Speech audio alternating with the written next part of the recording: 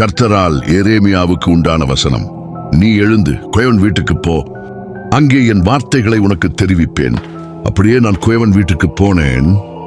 இதோ அவன் தன் திரிகையினாலே வணைந்து கொண்டிருந்தானால் அவன் வணைந்து கொண்டிருந்த மண்பாண்டம் அவன் கையிலே கெட்டு போயிற்று. அப்பொழுது அதை திருத்தமாய் செய்யும்படிக்கு தன் பார்வைக்கு சரியாய் கண்டபடி குயவன் அதை வேறொரு பாண்டமாக வணைந்தான். அப்பொழுது கர்த்தருடைய வசனம் எனக்கு உண்டானது. இஸ்ரவேல் குடும்பத்தாரே, இந்த குயவன் செய்தது போல நான் உங்களுக்கு செய்யக்கூடாதோ என்று கர்த்தர் சொல்லுகிறார்.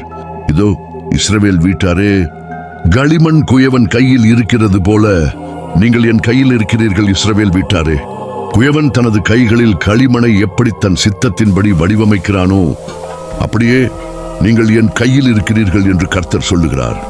மண்பானை குயவனின் கைகளில் எப்படி பலவீனமாய் உடைந்தாலும் அவன் அதை விட்டு விடாமல் மறுபடியும் அழகான பானமாக மாற்றுகிறான். அப்படியே நாம் உடைந்தாலும் சிதைந்தாலும் தேவன் நம்மை தள்ளிவிடாமல் அவரது கிருபையால் நம்மளை புதிய பானமாக மாற்றுகிறார். ஏனெனில் நம்ம அனைவரும் கர்த்தரின் கைகளில் உள்ள களிமணாயிருக்கிறோம்.